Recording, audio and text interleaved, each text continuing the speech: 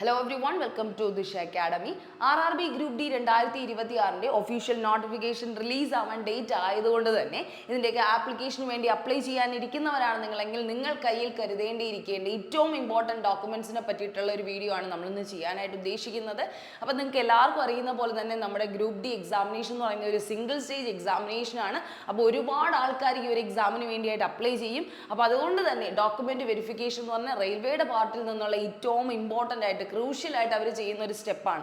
അപ്പോൾ അതിന് വേണ്ടിയായിട്ട് നമ്മൾ ഏറ്റവും ക്രിട്ടിക്കലായിട്ട് തന്നെ ആ ഒരു പ്രൊസീജിയർ കൃത്യമായി ആക്യുറേറ്റ് ആയിട്ട് നമ്മൾ എന്ത് ചെയ്യുക, ഫോളോ അപ്പ് ചെയ്ത് പോകേണ്ട ആവശ്യമുണ്ട്. അപ്പോൾ എന്തായാലും 31/1/2026 നമ്മൾ അപ്ലൈ ചെയ്യാൻ പോകുന്നവരാണെങ്കിൽ നിങ്ങൾ മസ്റ്റായിട്ടും ഈ ഒരു വീഡിയോ കണ്ട് മനസ്സിലാക്കി ഇത്രയും ഡോക്യുമെൻറ്റ്സ് കയ്യിൽ കരുതാനായിട്ട് ശ്രദ്ധിക്കുക.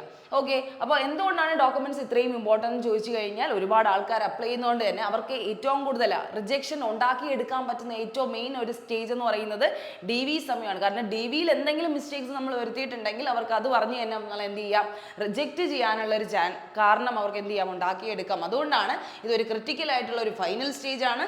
ഈവൻ നമ്മൾ ഫിസിക്കൽ എഫിഷ്യൻസിയും CBT എല്ലാം കംപ്ലീറ്റ് ചെയ്തു നമ്മൾ റാങ്ക് ലിസ്റ്റിൽ ഫസ്റ്റ് ആണെന്ന് പറഞ്ഞാൽ പോലും ഏതെങ്കിലും ഒരു ഡോക്യുമെന്റിൽ എന്തെങ്കിലും ഒരു മിസ്ലീഡിംഗ് ആയിട്ടുള്ള ഇൻഫർമേഷൻ ഉണ്ട്, അല്ലെങ്കിൽ എന്തെങ്കിലും ആക്യുറസി കുറവുണ്ടെങ്കിൽ അവർക്ക് ആ ഒരു കാരണം കൊണ്ട് മാത്രം നമ്മൾ റിജക്റ്റ് ചെയ്യാം. അപ്പോൾ ആ ഒരു ചാൻസ് നമ്മൾ ഒരിക്കലും മിസ് ചെയ്യരുത്. നമ്മൾ അത്രയും കഷ്ടപ്പെട്ട് എത്തുന്നത് കൊണ്ട് തന്നെ ആ ഒരു ഡോക്യുമെന്റ്സിന്റെ കാര്യം കൂടെ നമ്മൾ അത്രയും കാര്യമായിട്ട് ശ്രദ്ധിക്കുക കേട്ടോ. അപ്പോൾ അവർക്ക് ഉള്ളത് എന്താണ്, ഈ പറയുന്ന പോലെ റെയിൽവേയിൽ അത്രയും ക്രൂഷ്യൽ ചെക്ക് നടത്താൻ അവർക്ക് സീറോ ടോളറൻസ് പോളിസിയാണുള്ളത്. കാരണം ഒൺലി ഒറിജിനൽ ആക്യുറേറ്റ് ഡോക്യുമെന്റ്സ് അവർ എന്ത് ചെയ്യത്തുള്ളൂ, അക്സെപ്റ്റ് ചെയ്യത്തുള്ളൂ. എന്തെങ്കിലും ഒരു ഡിസ്ക്രിപ്പൻസി അല്ലെങ്കിൽ മിസ് മാച്ചസ് ഉണ്ടെങ്കിൽ അവർ അത് തന്നെ ഇമ്മീഡിയറ്റ് ഡിസ്ക്വാളിഫിക്കേഷനുള്ള കാരണമാക്കി മാറ്റും. അപ്പോൾ അത് നമ്മൾ എത്രത്തോളം പ്രിപ്പയർ ചെയ്ത് കൃത്യമായിട്ട് കാര്യങ്ങൾ എന്ത് ചെയ്യുക, ഒഫീഷ്യൽ ആയിട്ടുള്ള ഏറ്റവും കറക്റ്റ് ആയിട്ടുള്ള ഡോക്യുമെന്റ്സ് തന്നെ സബ്മിറ്റ് ചെയ്യാനായിട്ട് നോക്കുക. ഓക്കെ, അപ്പോൾ എന്തൊക്കെയാണ് ഇമ്പോർട്ടൻ്റ് ആയിട്ട് നമ്മൾ കയ്യിൽ കരുതേണ്ട സർട്ടിഫിക്കറ്റ്സ് എന്ന് ചോദിച്ചു കഴിഞ്ഞാൽ നമ്മൾ RRB ഗ്രൂപ്പ് ഡി എക്സാമിനേഷനാണ് എഴുതാൻ പോകുന്നത്. അതിൻ്റെ ഏറ്റവും ഇമ്പോർട്ടൻ്റ് ആയിട്ടുള്ള എഡ്യൂക്കേഷണൽ ക്വാളിഫിക്കേഷൻ എന്ത് തന്നെയാണ്, 10th ക്ലാസ് ആണ് അല്ലേ. 10ാം ക്ലാസ് ക്വാളിഫിക്കേഷൻ ഉള്ള എല്ലാവർക്കും എഴുതാൻ കഴിയുന്ന ഒരു എക്സാമിനേഷനാണ് ഗ്രൂപ്പ് ഡി എന്ന് പറയുന്നത്. അതുകൊണ്ട് തന്നെ ക്ലാസ് 10th പാസ് സർട്ടിഫിക്കറ്റ് ആണ് നമ്മുടെ കയ്യിൽ ഉണ്ടായിരിക്കേണ്ടത്. അത് വെച്ചിട്ടാണ് നിങ്ങൾ എന്ത് ചെയ്യുന്നത്, നിങ്ങൾ ഇതൊന്നും ഇപ്പം എന്ത് ചെയ്യുന്നില്ല, ഇതെല്ലാം ഡോക്യുമെന്റ് വെരിഫിക്കേഷൻ ടൈമിലാണ് സബ്മിറ്റ് ചെയ്യുന്നതെങ്കിൽ പോലും നമ്മൾ ഇപ്പോൾ ഇതെല്ലാം കയ്യിൽ കരുതണം. കാരണം അവരെന്ത് ചെയ്യും, ഈ പറയുന്ന ഡേറ്റും കാര്യങ്ങളും നമ്മളിലുള്ള ഈ പറയുന്ന ഇൻഫർമേഷൻസും എല്ലാം അവരെന്ത് ചെയ്യും, ക്രോസ് ചെക്ക് ചെയ്യാനുള്ള ചാൻസ് ഉണ്ട്. അതുകൊണ്ടാണ് പറയുന്നത് 10ാം ക്ലാസ്സിൽ നമ്മുടെ സർട്ടിഫിക്കറ്റ് കയ്യിലുള്ളവർ തന്നെ ആയിരിക്കണം അപ്ലൈ ചെയ്യേണ്ടത്. ഇല്ലാന്നുണ്ടെങ്കിൽ നിങ്ങൾക്ക് ITI സർട്ടിഫിക്കറ്റ് ഉണ്ടെങ്കിൽ NCVTയോ SCVTയുടെ അപ്രൂവ്ഡ് ITI സർട്ടിഫിക്കറ്റ് ഉള്ളവർക്ക് അപ്ലൈ ചെയ്യാം. നാഷണൽ അപ്രന്റീസ്ഷിപ്പ് സർട്ടിഫിക്കറ്റ് ഉള്ളവർക്ക് അപ്ലൈ ചെയ്യാമെന്നൊക്കെ പറഞ്ഞിട്ടുണ്ട്. അപ്പോൾ അതിൽ എന്തുണ്ടായിരിക്കണം, നിങ്ങൾ മസ്റ്റായിട്ട് ചെക്ക് ചെയ്യേണ്ടത് നിങ്ങളുടെ സർട്ടിഫിക്കറ്റിൽ ക്ലിയർ ആയിട്ടുള്ള പാസിംഗ് ഇയറും മാർക്കും ഉണ്ടായിരിക്കണം. നിങ്ങളുടെ പാസ് ആയിട്ടുള്ള വർഷവും അതുപോലെ തന്നെ മാർക്ക് അല്ലെങ്കിൽ പെർസെൻറ്റേജും കൃത്യമായിട്ട് അവരെന്ത് ചെയ്യണം, മെൻഷൻ ചെയ്തിരിക്കണം. അത് ആ ഒരു കാര്യം ശ്രദ്ധിക്കുക കേട്ടോ. അപ്പോൾ 10ാം ക്ലാസ്സിൻ്റെ സർട്ടിഫിക്കറ്റ് ആണ് ഫസ്റ്റ് ഡോക്യുമെൻറ്റ് വേണ്ടത്. അത് കഴിഞ്ഞിട്ട് നിങ്ങൾക്ക് ഏറ്റവും പ്രധാനമായിട്ട് വേണ്ടത് നിങ്ങളുടെ ഫോട്ടോ ഐഡൻറ്റിഫിക്കേഷനുള്ള പ്രൂഫാണ്, ID പ്രൂഫ് എന്ന് പറയുന്നത്. അപ്പോൾ വാലിഡ് ആയിട്ടുള്ള ആധാർ കാർഡാണ് നമ്മൾ ബേസ് ആയിട്ട് പറയുന്നത് കേട്ടോ. ആധാർ കാർഡാണ് ഏറ്റവും കൂടുതൽ കൈ കരുതേണ്ടത്. ഈ ആധാർ കാർഡ് എന്തുമായിട്ട് ലിങ്ക്ഡ് ആയിരിക്കണം, നിങ്ങൾ ഒഫീഷ്യലി റെയിൽവേയുടെ വെബ്സൈറ്റിലേക്ക് കൊടുത്തിട്ടുള്ള ഫോൺ നമ്പറുമായിട്ട് ലിങ്ക് ചെയ്തിട്ടായിരിക്കണം വച്ചിട്ടുള്ളത് കേട്ടോ. അപ്പോൾ ഏറ്റവും പ്രധാനമായിട്ട് പറയുകയാണെങ്കിൽ നിങ്ങളുടെ ഈ പറയുന്ന ആധാർ ഫോൺ നമ്പറുമായിട്ട് എന്ത് ചെയ്യിക്കണം, ഭയങ്കരമായിട്ട് കണക്റ്റഡ് ആയി ഈ പറയുന്ന ലിങ്ക് ചെയ്തിട്ടുള്ള ഫോൺ നമ്പറുമായിട്ടായിരിക്കണം നിങ്ങൾ യൂസ് ചെയ്യേണ്ടത് കേട്ടോ. അപ്പോൾ അതുപോലെ തന്നെ അതല്ലാന്നുണ്ടെങ്കിൽ ആൾട്ടർനേറ്റീവായിട്ട് നിങ്ങൾക്ക് യൂസ് ചെയ്യാൻ പറ്റുന്നതാണ് voter ID, passport, driving licence തുടങ്ങിയിട്ടുള്ള മറ്റ് ഗവൺമെൻറ് ഇഷ്യൂഡ് ആയിട്ടുള്ള ഫോട്ടോ IDs എന്ന് പറയുന്നത്. അപ്പോൾ അതിലും എന്തായിരിക്കണം പ്രധാനമായിട്ട് അവർ ചെക്ക് ചെയ്യുന്നതെന്ന് ചോദിച്ചു കഴിഞ്ഞാൽ നിങ്ങളുടെ നെയിമും ഡേറ്റ് ഓഫ് ബർത്തും കറക്റ്റ് ആണോ എന്നായിരിക്കും ചെക്ക് ചെയ്യുന്നത്. അപ്പോൾ നിങ്ങളുടെ 10th ക്ലാസ് സർട്ടിഫിക്കറ്റിലെയും ആധാർ അല്ലെങ്കിൽ നിങ്ങൾ കൊടുക്കുന്ന ID പ്രൂഫിലെയും എന്താണ് ഡീറ്റെയിൽസ് സെയിം ആവണം എന്നുള്ളൊരു കാര്യം നിങ്ങൾ മസ്റ്റായിട്ടും ശ്രദ്ധിക്കണം. അതാണ് നിങ്ങൾ ചെക്ക് ചെയ്യേണ്ട ഒരു കാര്യം എന്ന് പറയുന്നത്. അഥവാ നിങ്ങളുടെ ഈ പറയുന്ന പോലെ സ്പെല്ലിംഗ് മിസ്റ്റേക്സ് ഉണ്ടാവാം എന്ന് വെച്ചാൽ നിങ്ങളുടെ ആധാറിലുള്ള ഡീറ്റെയിൽസും 10ാം ക്ലാസ്സിലെ സർട്ടിഫിക്കറ്റും തമ്മിൽ മിസ്മാച്ച് ഉണ്ടെങ്കിൽ അവർ എന്ത് ചെയ്യും, റിജക്ഷനുള്ള നല്ല ചാൻസ് ഉണ്ട്. കാരണം അവർ ചോദിക്കും, എന്താണ് ക്വസ്റ്റ്യനിങ് ചെയ്യും നിങ്ങളെ കുറിച്ച്. കാരണം അവർ നോക്കുന്ന മെയിൻ ആയിട്ടുള്ള 2 സർട്ടിഫിക്കറ്റ്സ് ഏതെന്ന് ചോദിച്ചു കഴിഞ്ഞാൽ ഒന്ന് നിങ്ങൾ കൊടുക്കുന്ന ID പ്രൂഫ് അല്ലെങ്കിൽ ആധാർ കാർഡും ഈ പറയുന്ന 10th സർട്ടിഫിക്കറ്റുമാണ്. അപ്പോൾ അതിലെ മിസ്മാച്ച് കൃത്യമായിട്ട് അവരെന്ത് ചെയ്യും, ചെക്ക് ചെയ്യുന്നതാണ്. അതുകൊണ്ട് തന്നെ നിങ്ങൾക്ക് ചേഞ്ച് ചെയ്യാൻ പറ്റുന്ന ഒരു കാര്യം എന്ന് പറയുന്ന ആധാർ കാർഡാണ്. ആധാർ കാർഡ് ഒന്ന് എന്ത് ചെയ്യുക, റിവൈസ് ചെയ്യാനായിട്ട് നോക്കുക. അപ്പോൾ അപ്ലൈ ചെയ്യുന്നതിന് മുമ്പ് തന്നെ ഇതൊക്കെ റിവൈസ് ചെയ്തിട്ട് വേണം നിങ്ങൾ അപ്ലൈ ചെയ്യാനായിട്ട്. അതിൻ്റെ ഡീറ്റെയിൽസ് ഒക്കെ കൃത്യമായിട്ട് ചെക്ക് ചെയ്ത് നോക്കിക്കോണം. ഓക്കെ, അപ്പോൾ അതൊന്ന് ശ്രദ്ധിക്കണം. അപ്പോൾ name, date of birth, address ഇതെല്ലാം ശരിയാണോ നോക്കണം. അഥവാ ഇതൊന്നും അല്ല, ശരിയല്ല എന്നുണ്ടെങ്കിൽ നിങ്ങൾക്ക് ഇപ്പോൾ ഈ ഒരു സ്റ്റേജിൽ പ്രശ്നമില്ല. പക്ഷെ നിങ്ങൾ ഈ പറയുന്ന ഡോക്യുമെന്റ് വെരിഫിക്കേഷൻ പോകുന്ന സമയത്ത് നിങ്ങളൊരു അഫിഡവിറ്റ് എടുത്ത് ഈ പറയുന്ന അഫിഡവിറ്റ് നിങ്ങളുടെ കയ്യിൽ കരുതിയേക്കണം. അത് നമ്മൾ ഈ പറയുന്ന എക്സാം എന്താണ് ക്ലോസിംഗ് ഡേറ്റ് ഉണ്ടല്ലോ, അപ്ലൈ ചെയ്യാനുള്ള ക്ലോസിംഗ് ഡേറ്റിന് മുമ്പേ കയ്യിൽ കരുതണമെന്നാണ് ഒഫീഷ്യലി പറയുന്നത്. അതായത് ക്രൂഷ്യൽ ഡേറ്റ് എൻഡ് ചെയ്യുന്ന ഡേറ്റിന് മുന്നേ നിങ്ങളുടെ കയ്യിൽ ഈ അഫിഡവിറ്റ്സ് ഒക്കെ നിങ്ങൾ എടുത്ത് വെക്കണമെന്ന് പറയുന്നുണ്ട്. അപ്പോൾ അത് നിങ്ങൾ എന്ത് ചെയ്യുക, ശ്രദ്ധിക്കുക. അഫിഡവിറ്റ് നിങ്ങൾ ഈ പറയുന്ന നമ്മുടെ പേപ്പർ ഉണ്ടല്ലോ, പേപ്പറിൽ സ്റ്റാമ്പൊക്കെ ഒട്ടിച്ച് നമ്മുടെ ഏതെങ്കിലും ഒരു വക്കീലിൻ്റെ അടുത്ത് കൊണ്ടുകൊടുത്ത് വേണം ഇതൊക്കെ ചെയ്യാനായിട്ട്, അഫിഡവിറ്റ് എന്ത് ചെയ്യേണ്ടത്, പ്രസൻറ്റ് ചെയ്യേണ്ടത് കേട്ടോ. അപ്പോൾ ആ ഒരു കാര്യം ശ്രദ്ധിക്കുക. എന്തെങ്കിലും മിസ്റ്റേക്സ് ഉണ്ടെങ്കിൽ അതൊക്കെ ആദ്യമേ നിങ്ങൾ ക്ലിയർ ചെക്ക് ചെയ്തിട്ട് വേണം എന്ത് ചെയ്യേണ്ടത്, അപ്ലൈ ചെയ്യാനുള്ളത് കേട്ടോ. അതുപോലെ തന്നെ ഫോട്ടോഗ്രാഫും സിഗ്നേച്ചറിൻ്റെയും കാര്യം നിങ്ങൾ ശ്രദ്ധിക്കുക. പാസ്പോർട്ട് സൈസ് ഫോട്ടോഗ്രാഫും അതിൽ കൃത്യമായിട്ട് മെൻഷൻഡ് ആയിരിക്കും. നിങ്ങളിപ്പോൾ ലൈവ് ആയിട്ടായിരിക്കും ചിലപ്പോൾ ഫോട്ടോ ക്യാപ്ചർ ചെയ്യണം, അല്ലെങ്കിൽ ചിലപ്പോൾ ഫോട്ടോ സബ്മിറ്റ് ചെയ്യണം. പക്ഷേ അതിലെല്ലാം കൃത്യമായിട്ട് മെൻഷൻഡ് ആയിരിക്കും ഏത് ഫോർമാറ്റിലായിരിക്കണമെന്ന്, ഏത് സൈസ് ആയിരിക്കണമെന്ന്, ഏത് PDF സൈസ് ആയിരിക്കും, ഇതെല്ലാം അവർ കൃത്യമായിട്ട് മെൻഷൻഡ് ആയിരിക്കും. അതെല്ലാം ഫോളോ അപ്പ് ചെയ്ത് തന്നെ ആയിരിക്കണം ഫോട്ടോയും സിഗ്നേച്ചറും എടുക്കേണ്ടത്. അതുപോലെ തന്നെ ഈ പറയുന്ന സിഗ്നേച്ചർ ആണെങ്കിൽ വൈറ്റ് ബാക്ക്ഗ്രൗണ്ട് ആയിരിക്കണം, ഫോട്ടോ ആണെങ്കിൽ നമ്മൾ കൃത്യമായിട്ടുള്ള ഒരു വൈറ്റ് ബാക്ക്ഗ്രൗണ്ടിൽ തന്നെയാണ് ഫോട്ടോയും സിഗ്നേച്ചറും എല്ലാം ചെയ്യേണ്ടത്. അതുപോലെ തന്നെ ലാസ്റ്റ് 3 monthsനുള്ളിൽ എടുത്ത ഒരു ഫോട്ടോ അല്ലെങ്കിൽ ഈ പറയുന്ന സിഗ്നേച്ചർ ഒക്കെ തന്നെയാണ് കൊടുക്കേണ്ടത്. ഇപ്പോൾ എന്താണ് ലൈവ് ഫോട്ടോ ക്യാപ്ചറിങ് ആണ് വരുന്നതൊക്കെ, അതുകൊണ്ട് അത്ര പ്രശ്നം വരുന്നില്ല കേട്ടോ. അതുപോലെ തന്നെ കാറ്റഗറി സർട്ടിഫിക്കറ്റ്സ്, അപ്പോൾ ഈ ഒരു 3 ഡോക്യുമെന്റ്സ് ശ്രദ്ധിക്കുക. പിന്നെ വരുന്നത് കാറ്റഗറി സർട്ടിഫിക്കറ്റ്സ് ആണ്. നിങ്ങൾ OBC ആണോ, SC ST ആണോ, അല്ലെങ്കിൽ EWS ആണോ, എന്താണോ അതിൻ്റെ റിലാക്സേഷനും മറ്റു കാര്യങ്ങളോ എന്തെങ്കിലും പ്രത്യേകതയായിട്ടുള്ള സ്പെഷ്യലൈസേഷൻ നിങ്ങൾക്ക് കിട്ടണമെന്നുണ്ടെങ്കിൽ നിങ്ങൾ കൃത്യമായിട്ടും സർട്ടിഫിക്കറ്റ്സ് കാണിക്കേണ്ടിരിക്കുന്നു. ഏജ് റിലാക്സേഷൻ ഒക്കെ കൊടുക്കുന്നവരാണെങ്കിൽ കൃത്യമായിട്ട് ഈ പറയുന്ന കാസ്റ്റ് സർട്ടിഫിക്കറ്റ് കാണിക്കേണ്ട ആവശ്യമുണ്ട്. Caste certificate SC ST OBC applicable ആണെങ്കിൽ ഉറപ്പായിട്ടും കാണിക്കുക. OBCയിൽ തന്നെ OBC NCL ആണ് കേട്ടോ, നോൺ ക്രീമി ലെയറിൽ വരുന്നവർക്കാണ് വരുന്നത്. പ്രിസ്ക്രൈബ്ഡ് ആയിട്ടുള്ള ഗവൺമെന്റ് ഫോർമാറ്റ്, അതായത് സെൻട്രൽ ഗവൺമെന്റ് പർപ്പസ്, അതാണ് നിങ്ങൾ എപ്പോഴും ശ്രദ്ധിക്കേണ്ടത്. സെൻട്രൽ ഗവൺമെന്റ് പർപ്പസിനുള്ള ഈ പറയുന്ന കാസ്റ്റ് സർട്ടിഫിക്കറ്റ് തന്നെ എടുക്കുക. കാരണം സ്റ്റേറ്റ് പർപ്പസിനുള്ള കാസ്റ്റ് സർട്ടിഫിക്കറ്റും ഉണ്ട്, സെൻട്രൽ പർപ്പസിനുള്ള കാസ്റ്റ് സർട്ടിഫിക്കറ്റും ഉണ്ട്. അതുകൊണ്ട് രണ്ടും വേർതിരിച്ച് തന്നെ എടുത്തു വെക്കുക.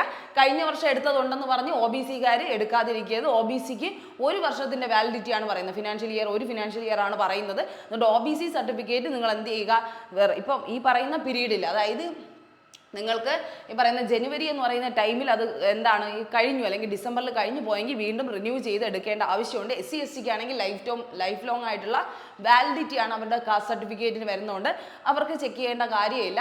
OBC NCLകാരാണെങ്കിൽ ഉറപ്പായിട്ടും 1 വർഷത്തിനുള്ളിലുള്ള ആ ഒരു സർട്ടിഫിക്കറ്റ് തന്നെ, അതായത് വാലിഡ് ആയിട്ടുള്ള സർട്ടിഫിക്കറ്റ് തന്നെ പ്രസന്റ് ചെയ്യാൻ നോക്കുക. EWS ആയാലും അങ്ങനെ തന്നെയാണ്.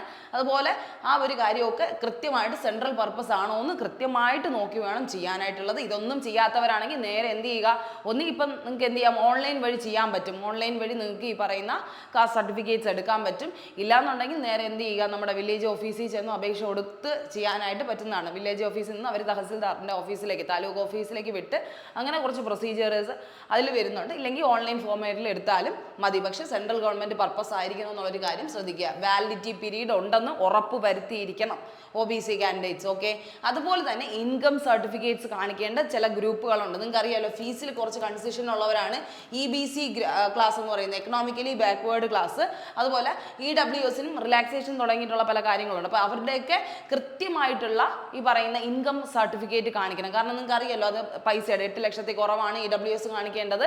അപ്പോൾ അങ്ങനത്തെ കുറേ കാര്യങ്ങൾ അതിൽ വരുന്നുണ്ട്. അതെല്ലാം നിങ്ങൾ വാലിഡ് ആയിട്ടുള്ള ഇൻകം സർട്ടിഫിക്കറ്റ് തന്നെ കാണിക്കണം. അതും എന്താണ്, ലേറ്റസ്റ്റ് ഫോർമാറ്റിലുള്ള ഈ പറയുന്ന പർപ്പസ് അനുസരിച്ചിട്ടുള്ള കാര്യങ്ങൾ തന്നെ നിങ്ങൾ സബ്മിറ്റ് ചെയ്യാനായിട്ട് നോക്കുക. അപ്പോൾ ഇത്രയും സർട്ടിഫിക്കറ്റ്സ് ആണ് നമുക്ക് ഏറ്റവും നീഡഡ് ആയിട്ട് വേണ്ടത്. എഡ്യൂക്കേഷണൽ സർട്ടിഫിക്കറ്റ് 10ാം ക്ലാസ്സിൻ്റെ ഫോട്ടോ ID പ്രൂഫ് വേണം. ഫോട്ടോഗ്രാഫും സിഗ്നേച്ചറും നിങ്ങൾ കൃത്യമായിട്ടും ടേക്കൺ ചെയ്യണം. കാറ്റഗറി സർട്ടിഫിക്കറ്റ്സ് നിങ്ങൾ സബ്മിറ്റ് ചെയ്യണം. ഇൻകം സർട്ടിഫിക്കറ്റ്സ്, ഇത്രയാണ് നിങ്ങൾ DV ടൈമിലായാലും കൊണ്ടുപോകുമ്പോൾ ഒറിജിനൽ ആയിട്ടുള്ള പ്രൂഫുകൾ കൊണ്ടുപോകേണ്ട ആവശ്യം വരുന്നത്.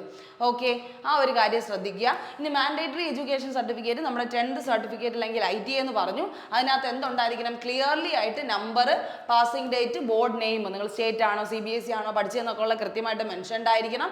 അതുപോലെ തന്നെ കാൻഡിഡേറ്റ്സ് നെയിം എപ്പോഴും മാച്ചബിൾ ആയിരിക്കണം. അതായത് നിങ്ങളുടെ ഇപ്പോഴത്തെ പേര് പ്രസന്റിൽ നിങ്ങൾ യൂസ് ചെയ്യുന്ന എന്തിലാണോ ആ പേര് തന്നെ ആയിരിക്കണം ഉള്ളത്. എന്തെങ്കിലും പേരിൽ വ്യത്യാസം ഉണ്ടെങ്കിൽ നിങ്ങൾ എന്ത് ചെയ്യണം, ഒന്നി ഗസറ്റ് നോട്ടിഫിക്കേഷൻ DVക്ക് മുന്നേ ആയിട്ട് സെറ്റ് ചെയ്ത് വെക്കണം. DVക്ക് മുന്നേ കറക്ഷൻ സർട്ടിഫിക്കറ്റോ ഗസറ്റ് നോട്ടിഫിക്കേഷനോ അഫിഡവിറ്റോ എന്തെങ്കിലും നിങ്ങൾ എടുത്ത് കയ്യിൽ തന്നെ കരുതിക്കോണം. എന്തെങ്കിലും വ്യത്യാസങ്ങൾ ഉണ്ടെങ്കിൽ, എന്തെങ്കിലും ചേഞ്ചോ കാര്യങ്ങളോ ഉണ്ടെങ്കിൽ അതെല്ലാം ആദ്യം തന്നെ ചെയ്യാനായിട്ട് ശ്രദ്ധിക്കുക. Mark sheet recommended for cross verification though not mandatory എന്നാണ് പറയുന്നത്. ഒറിജിനൽ മാൻഡേറ്ററി ആയിട്ട് ഡോക്യുമെന്റ് വെരിഫിക്കേഷൻ സ്റ്റേജ്. ഒറിജിനൽ എല്ലാം നിങ്ങൾ എവിടെ കൊണ്ടുപോകേണ്ടി വരും, ഡോക്യുമെന്റ് വെരിഫിക്കുക. അപ്പോൾ ഇപ്പോൾ ഒന്നിൻ്റെയും ഒറിജിനൽ ഇല്ലെങ്കിൽ കോപ്പി ഒന്നും കൊണ്ടുപോകാൻ പറ്റില്ല, നമ്മൾ ഒറിജിനൽസ് തന്നെ സബ്മിറ്റ് ചെയ്യേണ്ടി വരും. അപ്പോൾ ഒറിജിനൽസ് ഒക്കെ മിസ്സിംഗ് ആണെങ്കിൽ അതിനൊക്കെ വേണ്ടിയിട്ടുള്ള ഗസറ്റ് നോട്ടിഫിക്കേഷനോ കറക്ഷൻ സർട്ടിഫിക്കറ്റോ ഒക്കെ എടുത്ത് വച്ചേക്കണം നിങ്ങൾ ഇപ്പോൾ തന്നെ. അപ്പോൾ അതിനൊന്നും ഒരു ലാഗും വരുത്തരുത്, ആ ഒരു കാര്യം നിങ്ങൾ ശ്രദ്ധിക്കുക. കാരണം ഡേറ്റ് അവർ ചെക്ക് ചെയ്യും. നിങ്ങളുടെ എക്സാമിന് അപ്ലൈ ചെയ്ത സമയത്ത് നിങ്ങളുടെ കയ്യിൽ ഇതൊക്കെ ഉണ്ടോ എന്നായിരിക്കും അവർ ചെക്ക് ചെയ്യുന്നത്. അപ്പോൾ അതൊക്കെ ഒന്ന് എന്ത് ചെയ്യുക, സീരിയസ് ആയിട്ട് തന്നെ നോക്കുക. അതായത് എക്സാമിനെ അത്രത്തോളം സീരിയസ് ആയിട്ട് കാണുന്നവരാണെങ്കിൽ, ഈ എക്സാം എനിക്ക് വേണമെന്ന് ഉറപ്പിച്ചാണ് നിങ്ങൾ ഈ ഒരു എക്സാമിന് വേണ്ടിയിട്ട് എഴുതുന്നതെങ്കിൽ ഉറപ്പായിട്ടും ഇതെല്ലാം കയ്യിൽ കരുതാനായിട്ട് ശ്രദ്ധിക്കുക. ഓക്കെ, ചേഞ്ചസ് ഒക്കെ ഉള്ളവർ എന്താണെന്ന് വെച്ചാൽ അതിന് വേണ്ടിയായിട്ടുള്ള കാര്യങ്ങൾ ചെയ്യുക. അപ്പോൾ RRB ഗ്രൂപ്പ് ഡി എന്ന് പറയുന്ന ഒരു സിംഗിൾ സ്റ്റേജ് എക്സാമിനേഷൻ നിങ്ങൾക്ക് എങ്ങനെയും നേടിയെടുക്കണമെന്നുള്ളൊരു ആഗ്രഹമാണെങ്കിൽ ഉറപ്പായിട്ട് നിങ്ങൾക്ക് ദിശ അക്കാഡമിയിലേക്ക് ജോയിൻ ചെയ്യാവുന്നതാണ്. ദിശ അക്കാഡമിയുടെ പുതിയ RRB ഗ്രൂപ്പ് ഡിയുടെ സ്പെഷ്യലൈസ്ഡ് ബാച്ച് സ്റ്റാർട്ട് ചെയ്യാൻ പോവുകയാണ്, ലോഞ്ച് ചെയ്യാൻ പോവുകയാണ് ഈ വരുന്ന ഫെബ്രുവരിയിൽ തന്നെ. അപ്പോൾ അതിന് വേണ്ടിയിട്ടുള്ള സ്പെഷ്യൽ ക്ലാസ്സസ് നിങ്ങൾക്ക് ഉണ്ടായിരിക്കുന്നതാണ്. എന്തായാലും നല്ലൊരു ടൈമുണ്ട്. ഫൗണ്ടേഷൻ തൊട്ട് അങ്ങ് കോർ വരെയുള്ള ക്ലാസ്സുകൾ നമ്മൾ എന്ത് ചെയ്യുന്നത്, എടുത്ത് തീർക്കുന്നതായിരിക്കും. 2025 ഗ്രൂപ്പ് ഡിയുടെ എക്സാം നടന്നുകൊണ്ടിരിക്കുന്നേ ഉള്ളൂ. ആ പാറ്റേൺ ഒക്കെ ഫോളോ അപ്പ് ചെയ്തിട്ടുള്ള ഈ പറയുന്ന പോലത്തെ ക്ലാസ്സസ് ആയിരിക്കും നിങ്ങൾക്ക് വരുന്നത്. അപ്പോൾ എന്തായാലും RRB ഗ്രൂപ്പ് ഡിയുടെ ക്ലാസ് അറ്റൻഡ് ചെയ്യാൻ നിങ്ങൾ ആഗ്രഹിക്കുന്നുണ്ടെങ്കിൽ ഈ പറയുന്ന നമ്മുടെ കോഴ്സിലേക്കല്ലോ നിങ്ങൾക്ക് എന്ത് ചെയ്യാവുന്നതാണ്, ജോയിൻ ചെയ്യാവുന്നതാണ്. കൂടുതൽ ഡീറ്റെയിൽസ് അറിയണമെങ്കിൽ നിങ്ങൾക്ക് ഈ ഒരു നമ്പറിലേക്ക് കോൺടാക്ട് ചെയ്യാവുന്നതാണ് കേട്ടോ. അപ്പോൾ ആ ഒരു കാര്യം മനസ്സിലാക്കുക. ക്ലാസ്സസിലൊക്കെ ആദ്യമായിട്ട് തന്നെ ജോയിൻ ചെയ്ത് ഫസ്റ്റ് തൊട്ട് എന്ത് ചെയ്യുക, ഫോളോ അപ്പ് ചെയ്ത് നന്നായിട്ട് പഠിക്കാനായിട്ടുള്ളൊരു ശ്രമം നിങ്ങളുടെ ഭാഗത്തുനിന്ന് ഉണ്ടാവുക. ഉറപ്പായിട്ടും നിങ്ങളെ കൊണ്ട് നേടിയെടുക്കാൻ പറ്റുന്ന ഒരു എക്സാമാണ് RRB ഗ്രൂപ്പ് ഡി എന്ന് പറയുന്നത്. അപ്പോൾ അത് ആലോചിക്കുക. മോസ്റ്റ് പ്രിഫേർഡ് ആയിട്ടുള്ള ഐഡന്റിറ്റി അല്ലെങ്കിൽ അഡ്രസ് പ്രൂഫ് ഡോക്യുമെന്റ് എന്ന് പറയുന്നത് ആധാർ കാർഡ് തന്നെയാണ്. ഫാസ്റ്റസ്റ്റ് വെരിഫിക്കേഷൻ ആണ്. കാരണം അവരെന്താണ്, ബയോമെട്രിക് ഐഡന്റിഫിക്കേഷൻ ആണ് വരുന്നത്. നിങ്ങളുടെ ഫോൺ നമ്പറുമായിട്ട് ലിങ്ക്ഡ് ആണെങ്കിൽ പെട്ടെന്ന് തന്നെ ആധാർ വെച്ച് നമുക്ക് സൈൻ ചെയ്യാൻ പറ്റും. ഓക്കെ, അത് കഴിഞ്ഞ് ഓൾട്ടർനേറ്റ് വാലിഡ് IDs നമ്മൾ പറഞ്ഞു കഴിഞ്ഞു. PAN card, voter ID, passport, driving licence ഇതെല്ലാം നിങ്ങൾക്ക് കാണിക്കാവുന്നതാണ്. പക്ഷേ ഇതിലേക്ക് ഡീറ്റെയിൽസ് നിങ്ങളുടെ SSLC ബുക്കുമായിട്ട് കോപ്പിയബിൾ ആയിരിക്കണം. അല്ലെങ്കിൽ അത് കൃത്യമായിട്ട് എന്താണ് ഈ പറയുന്ന ശരിയായിരിക്കണം. കറക്റ്റും രണ്ടും ഒരുപോലെ ആയിരിക്കണം എന്നാണ് പറയുന്നത്. അതുപോലെ തന്നെ എക്സാക്ട് മാച്ച് റിക്വയർഡ് ആണ്. ഓക്കെ, അത് ആലോചിക്കുക. അതായത് നെയിമും ഡേറ്റ് ഓഫ് ബർത്തും ID പ്രൂഫിലും നിങ്ങളുടെ ബാക്കിയുള്ള സർട്ടിഫിക്കറ്റ്സും ശരിയായിരിക്കണം. ഡേറ്റ് ഓഫ് ബർത്ത് മസ്റ്റായിട്ട് അവർ നോക്കും, നെയിമും ക്രോസ് ചെക്ക് ചെയ്യും. ഇത് രണ്ടും നിങ്ങൾ എപ്പോഴും ശ്രദ്ധിക്കണം. സ്പെല്ലിംഗ് വേരിയേഷൻ ഒന്നും അലൗഡേ അല്ല. ഓക്കെ, DVയുടെ എസെൻഷ്യൽസ് എന്ന് പറഞ്ഞാൽ നിങ്ങൾ ഒറിജിനൽ ഡോക്യുമെന്റ്സും അതുപോലെ തന്നെ അതിൻ്റെ ഒരു 3 സെറ്റ് ഓഫ് ഫോട്ടോ കോപ്പീസും കയ്യിൽ കരുതുക. അത് DV ടൈമിലേക്കാണ്, അതൊന്നും നിങ്ങളിപ്പോൾ കരുതണ്ട. നിങ്ങളതിൽ ഒറിജിനൽ എന്തായാലും ഉണ്ടെന്ന് ഉറപ്പ് വരുത്തുക. വെരിഫിക്കേഷൻ ടൈമിലാണ് അതിൻ്റെ കോപ്പിയും കൊണ്ടുപോയിട്ട് നമ്മൾ പോകേണ്ട. ഒറിജിനലും കോപ്പിയും കൊണ്ടുപോകേണ്ട ആവശ്യമുണ്ട്. ഇനി അടുത്ത കാറ്റഗറി ആൻഡ് റിസർവേഷൻ സർട്ടിഫിക്കറ്റ്സ് എന്ന് പറഞ്ഞാൽ SC ST സർട്ടിഫിക്കറ്റ് എന്താണ്, നമ്മുടെ സെൻട്രൽ ഗവൺമെൻറ് സർട്ടിഫിക്കറ്റിലായിരിക്കണം. ഇഷ്യൂ ചെയ്തിരിക്കുന്ന ആരായിരിക്കണം, തഹസിൽദാർ അല്ലെങ്കിൽ ഹയർ റാങ്കിലുള്ള ആരെങ്കിലും ആയിരിക്കണം. അതാണ് SC ST സർട്ടിഫിക്കറ്റിൻ്റെ കാര്യം. Should clearly mention caste name. നിങ്ങൾ ഏത് കാസ്റ്റിലാണോ, SC STയുടെ ഏത് കാസ്റ്റിലാണോ വരുന്നത് അത് കൃത്യമായിട്ട് മെൻഷൻ ചെയ്തിരിക്കണമെന്ന് പറഞ്ഞിട്ടുണ്ട്. അതുപോലെ തന്നെ OBC NCL സർട്ടിഫിക്കറ്റിന് ഇവിടെ പറഞ്ഞുകൊണ്ട് സർട്ടിഫിക്കറ്റ് വാലിഡിറ്റി എന്ന് പറയുന്നത് വിത്തിൻ ഫിനാൻഷ്യൽ ഇയർ ആണ്. ഫിനാൻഷ്യൽ ഇയർ ഒരു ഫിനാൻഷ്യൽ ഇയർ ആണ്. അതുകൊണ്ട് OBCക്കാർ ഉറപ്പായിട്ടും ഓരോ വർഷവും കൃത്യമായിട്ട് വാലിഡ് ആയിട്ടുള്ള OBC സർട്ടിഫിക്കറ്റ് എടുക്കാനായിട്ട് നോക്കാൻ. ക്രീമി ലെയറിൻ്റെ നോൺ ക്രീമി ലെയറിൻ്റെ കാര്യമാണ് പറയുന്നത് കേട്ടോ. അപ്പോൾ ആ ഒരു കാര്യം മനസ്സിലാക്കുക. ഇനി അടുത്ത് EWS സർട്ടിഫിക്കറ്റ് ആണെങ്കിൽ നിങ്ങൾ എന്ത് ചെയ്യണം, EWSന് വേണ്ടിയുള്ള family income less than 8 lakh per annum ആണെന്ന് കൃത്യമായിട്ട് മെൻഷൻ ചെയ്തിട്ടുള്ള സർട്ടിഫിക്കറ്റ് തന്നെ റവന്യൂ അതോറിറ്റിയിൽ നിന്ന് വാങ്ങിച്ചിരിക്കണം. ഓക്കെ, ആ ഒരു കാര്യം ആലോചിക്കണം. All certificate must be valid ആയിരിക്കണം. അവർ പറയുന്ന വർഷത്തിനുള്ളിലുള്ളതായിരിക്കണം. ഇഷ്യൂഡ് ബൈ കോമ്പറ്റന്റ് അതോറിറ്റി എന്ന് പറയുന്നത് നമ്മുടെ സെൻട്രൽ ഗവൺമെന്റിന്റെ തന്നെ സർട്ടിഫിക്കറ്റ് കൈ കരുതുക. സ്റ്റേറ്റിന് സെപ്പറേറ്റ് ആണ്, സെൻട്രലിന് സെപ്പറേറ്റ് ആണ്. സെൻട്രൽ തന്നെ കയ്യിൽ കരുതുക. അതുപോലെ തന്നെ ഒറിജിനലിന്റെ കൂടെ എന്താണ് മൾട്ടിപ്പിൾ കോപ്പി ആയിരിക്കണം നിങ്ങൾ എന്ത് ചെയ്യണത്, DV സമയത്തിൽ കൊടുക്കേണ്ട. അപ്പോൾ കോപ്പി കൊടുക്കാൻ പറ്റില്ല. അപ്പോൾ നിങ്ങൾക്ക് നിങ്ങളുടെ കയ്യിൽ എന്തുണ്ടായിരിക്കണം, വാലിഡ് ആയിട്ടുള്ള ഒറിജിനൽ കോപ്പി ഇപ്പോഴേ ഉണ്ടായിരിക്കണം എന്ന കാര്യം ശ്രദ്ധിക്കുക. അപ്പോൾ അതൊക്കെ എടുത്തു കഴിഞ്ഞിട്ട് നിങ്ങൾ എന്ത് ചെയ്യാവൂ, നിങ്ങളുടെ എക്സാം വരുമ്പോൾ അതായത് അപ്ലൈ ചെയ്യേണ്ട ടൈം ഓപ്പൺ ആകുമ്പോൾ അതിന് വേണ്ടിയിട്ട് അപ്ലൈ ചെയ്യാവൂ. ഇനി അഡീഷണൽ ആയിട്ടുള്ള ഡോക്യുമെന്റ്സ്, സ്പെഷ്യൽ കാറ്റഗറിക്ക് വേണ്ടിയിട്ടുള്ള ഡോക്യുമെന്റ്സ് ഏതൊക്കെയാണെന്ന് ചോദിച്ചു കഴിഞ്ഞാൽ നമ്മുടെ PWD കാൻഡിഡേറ്റ്സ്, ഡിസബിലിറ്റി കാൻഡിഡേറ്റ്സിന് ഈ പറയുന്ന എക്സാമിലേക്ക് അപ്ലൈ ചെയ്യാനായിട്ട് കഴിയും. അപ്പോൾ അവരെന്ത് ചെയ്യണം, അവരുടെ ഡിസബിലിറ്റി സർട്ടിഫിക്കറ്റ് മിനിമം 40% ഡിസബിലിറ്റി ഒക്കെ നിങ്ങൾ കാണിക്കുകയാണെങ്കിൽ, മിനിമം 40% ഡിസബിലിറ്റി ഉള്ളവരാണെങ്കിൽ നിങ്ങൾക്ക് PET, നിങ്ങളുടെ ഫിസിക്കൽ എഫിഷ്യൻസി ടെസ്റ്റ് നിങ്ങൾക്ക് ഉണ്ടാവില്ല. അപ്പോൾ ആ സർട്ടിഫിക്കറ്റ് ഒക്കെ കാണിച്ചാൽ നിങ്ങൾക്ക് ഫിസിക്കൽ അറ്റൻഡ് ചെയ്യേണ്ടി വരില്ല. അപ്പോൾ ആ ഒരു കാര്യം ശ്രദ്ധിക്കണം. അതുപോലെ മാർക്കൊക്കെ നിങ്ങൾക്ക് കുറച്ച് കുറവായിട്ടൊക്കെ കിട്ടും. അപ്പോൾ ആ ഒരു കാര്യം നിങ്ങൾ ശ്രദ്ധിക്കണം. മസ്റ്റ് സ്പെസിഫൈസ് ഡിസബിലിറ്റി ടൈപ്പും പെർസെൻറ്റേജും ക്ലിയർ ആയിട്ട് തന്നെ മെൻഷൻ ചെയ്യുന്ന PWD സർട്ടിഫിക്കറ്റ് ഇവരുടെ RRB ഗ്രൂപ്പ് ഡിയുടെ ഒഫീഷ്യൽ നോട്ടിഫിക്കേഷൻ വരുമ്പോൾ അതിൻ്റെ ബാക്കിൽ തന്നെ അതിൻ്റെ ആ ഒരു നമ്മുടെ ഈ പറയുന്ന ലാസ്റ്റ് പേജസിലൊക്കെ അതെന്ത് ചെയ്യും, ഓട്ടോമാറ്റിക്കലി ആഡ് ചെയ്തിരിക്കും അവർ. അപ്പോൾ അതിൽ നിന്ന് സർട്ടിഫിക്കറ്റ് കോപ്പി ചെയ്ത് വേണം നിങ്ങളത് ഫില്ല് ചെയ്ത് വേണം ചെയ്യാനായിട്ട് കേട്ടോ. അപ്പോൾ ആ ഒരു കാര്യം ശ്രദ്ധിക്കുക. അതുപോലെ തന്നെ എക്സ് സർവീസ്മാൻ്റെ കാര്യവും നിങ്ങൾ എന്ത് ചെയ്യുക, മനസ്സിലാക്കുക. ഡിസ്ചാർജ് സർട്ടിഫിക്കറ്റ്, നിങ്ങൾ ഏത് വർഷമാണ് ഡിസ്ചാർജ് ആയിട്ടുള്ളത്, എന്താണ് നിങ്ങൾ സർവീസിൽ നിന്ന് റിലീസ് ആയിട്ടുള്ളത് എന്നുള്ളൊരു കാര്യമൊക്കെ കൃത്യമായിട്ട് ചെക്ക് ചെയ്തോണം. സർവീസ് പീരീഡും ക്യാരക്ടറും അഡീഷണൽ ഡിക്ലറേഷൻ ഫോമും എല്ലാം ഏജ് റിലാക്സേഷന് വേണ്ടിയിട്ടാണ് കേട്ടോ. ഏജ് റിലാക്സേഷനും നിങ്ങളുടെ റിസർവേഷൻ ബെനിഫിറ്റ്സും കിട്ടണമെങ്കിൽ അത് കൃത്യമായിട്ട് നിങ്ങൾ എന്ത് ചെയ്യുക, സബ്മിറ്റ് ചെയ്യാനായിട്ട് ശ്രദ്ധിക്കുക. അതുപോലെ ഇൻകം സർട്ടിഫിക്കറ്റ്, നമ്മുടെ എക്കണോമിക്കലി ബാക്ക്വേർഡ് ക്ലാസ് എന്ത് ചെയ്യണം, ആ ഇൻകം സർട്ടിഫിക്കറ്റ് കൃത്യമായിട്ട് അവരെന്ത് ചെയ്യുക, കൊണ്ടുവന്നാലേ അവർക്ക് ഈ പറയുന്ന ഫീസിൽ നിന്ന് റിഡക്ഷൻസ് കിട്ടത്തുള്ളൂ കേട്ടോ. അപ്പോൾ ആ ഒരു കാര്യം ശ്രദ്ധിക്കുക. അതുപോലെ തന്നെ ഡൊമിസൈൽ സർട്ടിഫിക്കറ്റ്, ചില റെയിൽവേ സോൺസിലൊക്കെ വരുന്നവർക്ക് ഡൊമിസൈൽ കാണിക്കേണ്ടി വരും, ചിലർക്ക് മാത്രം. അപ്പോൾ അവരും എന്ത് ചെയ്യുക, ഡൊമിസൈലിന് വേണ്ടിയായിട്ട് വെയിറ്റ് ചെയ്തിരിക്കുക. അവർ ഡൊമിസൈലൊക്കെ എടുത്ത് കൃത്യമായിട്ട് നിങ്ങൾ നാഷണാലിറ്റി കൃത്യമായിട്ട് കാണിക്കുന്ന രീതിയിലുള്ള സർട്ടിഫിക്കറ്റ്സ് എടുത്ത് വയ്ക്കുക. State must be issued by competent state. നിങ്ങൾ ഏത് സ്റ്റേറ്റിലാണോ വരുന്നത് ആ സ്റ്റേറ്റിൻ്റെ ആയിരിക്കും ഡൊമിസൈൽ വരുന്നത്. അതും എന്ത് ചെയ്യുക, കയ്യിൽ കരുതുക. അപ്പോൾ ഇതൊക്കെയാണ് അഡീഷണൽ ഡോക്യുമെന്റ്സ്. അതായത് നമ്മുടെ നോർമൽ കാൻഡിഡേറ്റ്സിനെക്കാളും മാറി വരുന്ന കാൻഡിഡേറ്റ്സിന് ഡൊമിസൈൽ വരുന്നത് സ്പെഷ്യൽ ആയിട്ടുള്ള ചില ഏരിയയിൽ താമസിക്കുന്നവർക്കാണ്. ഇൻകം സർട്ടിഫിക്കറ്റ് EBC-കാർക്കാണ്. എക്സ് സർവീസ്മാൻ്റെ സർട്ടിഫിക്കറ്റ് സർവീസിലുള്ളവർ കാണിക്കണം, എന്താ വെച്ചാൽ ഇറങ്ങിയവർ കാണിക്കണം. PWD ഡിസബിലിറ്റി കാൻഡിഡേറ്റ്സ് അവർക്ക് വേണ്ടിയിട്ടുള്ള 40% ഡിസബിലിറ്റി ഉൾപ്പെടെയുള്ള ഏത് ഡിസബിലിറ്റി ആണെന്ന് കാണിച്ചിട്ടുള്ള സർട്ടിഫിക്കറ്റ് അവർ കാണിക്കണം. അപ്പോൾ ഇതെല്ലാം നിങ്ങൾ എന്ത് ചെയ്യുക, കൃത്യമായിട്ട് കാണിക്കേണ്ട ആവശ്യമുണ്ട്. പിന്നെ വരുന്നത് ഫോട്ടോഗ്രാഫും സിഗ്നേച്ചറുമാണ്. ഇതെന്ത് ചെയ്യുന്നു, കൃത്യമായിട്ട് മെൻഷൻഡ് ആയിരിക്കും. നിങ്ങൾ എവിടെയാണോ അപ്ലൈ ചെയ്യുന്നത്, RRBയുടെ സൈറ്റിലാണ് അപ്ലൈ ചെയ്യുന്നതെങ്കിൽ അവിടെ മെൻഷൻഡ് ആയിരിക്കും. എത്ര KB ആണ്, ഏത് ഫോർമാറ്റ് ആയിരിക്കും, ഡൈമെൻഷൻ എത്രയാണ്, ബാക്ക്ഗ്രൗണ്ട് ഒക്കെ അവർ പറഞ്ഞിരിക്കും. ലൈറ്റ് കളേർഡ് ആയിരിക്കണം, വൈറ്റ് ബാക്ക്ഗ്രൗണ്ടിൽ നിന്നായിരിക്കണം ഫോട്ടോ എടുക്കേണ്ടത്, ഫോട്ടോ ക്ലിയർ ആയിരിക്കണം, ഫേസ് നല്ലതായിട്ട് വിസിബിൾ ആയിരിക്കണം എന്നുള്ള കാര്യമൊക്കെ, ഡീസൻറ്റ് ഡ്രസ്സിങ് ആയിരിക്കണം, ഫോമൽ വെയറിലായിരിക്കണം എന്നൊക്കെ ഉള്ളൊരു കാര്യം പറയുന്നുണ്ട്. വേറെ കണ്ണാടിയോ ഒന്നും നമ്മുടെ ഫേസ് മറയുന്ന രീതിയിൽ ഒന്നും നമ്മൾ വെക്കാനൊന്നും പാടില്ല. അതൊക്കെ ശ്രദ്ധിക്കണം. സിഗ്നേച്ചർ ആണെങ്കിലും അങ്ങനെ തന്നെ ഹാൻഡ് റിട്ടൺ സിഗ്നേച്ചർ ആയിരിക്കണം. വൈറ്റ് പേപ്പറിൽ ബ്ലാക്ക് ഇങ്ക് പിന്നെ ബ്ലൂ ഇങ്ക് എങ്ങനോട്ട് ചെയ്യാവുന്നതാണ്. ഫയൽ സൈസ് ഒക്കെ പറഞ്ഞിട്ടുണ്ട്. സൈൻ എന്തായിരിക്കണം, ആ ബോക്സ് ഉണ്ട്, ആ ഒരു ബോക്സിനുള്ളിൽ തന്നെ നിൽക്കുന്ന രീതിയിലുള്ള ക്ലാരിഫൈഡ് ആയിട്ടുള്ള സൈൻ ആയിരിക്കണം നിങ്ങൾ കൊടുക്കേണ്ടത്. കൺസിസ്റ്റൻസി, ഈ സൈൻ തന്നെയായിരിക്കണം നിങ്ങൾ എപ്പോഴും യൂസ് ചെയ്യേണ്ടത്.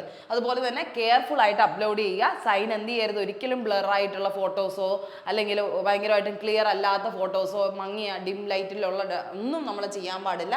ക്ലിയർ ആയിട്ടുള്ള ഏറ്റവും നല്ല ക്വാളിറ്റി ഉള്ള നമ്മുടെ ഫോട്ടോയും സിഗ്നേച്ചറും തന്നെ അപ്ലോഡ് ചെയ്യുക. അല്ലെങ്കിൽ അത് നല്ല രീതിക്കുള്ള റിജക്ഷന് കാരണമാവും.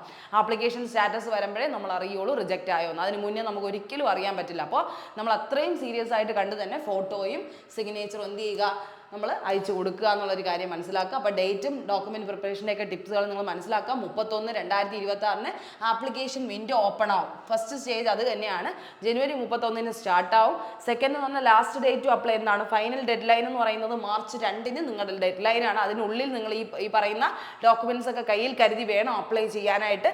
അത് കഴിഞ്ഞ് നിങ്ങൾക്ക് CBTയുടെയും PETയുടെയും സ്റ്റേജ് വരും. അതായത് കമ്പ്യൂട്ടർ ബേസ്ഡ് എക്സാമിനേഷൻ്റെയും ഫിസിക്കൽ എഫിഷ്യൻസി എക്സാമിൻ്റെയും ഡേറ്റ് വരും. അത് കൃത്യമായിട്ടും എന്തായാലും ഒരു 2027 നിങ്ങൾക്ക് അല്ലെങ്കിൽ ഈ പറയുന്ന ഡിസംബറോടൊക്കെ ആ ഒരു ടൈം വരെയൊക്കെ നിങ്ങൾക്ക് സമയം കിട്ടും. അതിനുള്ളിൽ നിങ്ങൾക്ക് പഠിച്ച് കൃത്യമായിട്ട് നിങ്ങൾ എന്ത് ചെയ്യാം, ഈ പറയുന്ന എക്സാം ക്ലിയർ ചെയ്യാം. അതുപോലെ തന്നെ ഫിസിക്കൽ എഫിഷ്യൻസി നിങ്ങൾക്ക് പാസ്സാവുന്നതേ ഉള്ളൂ.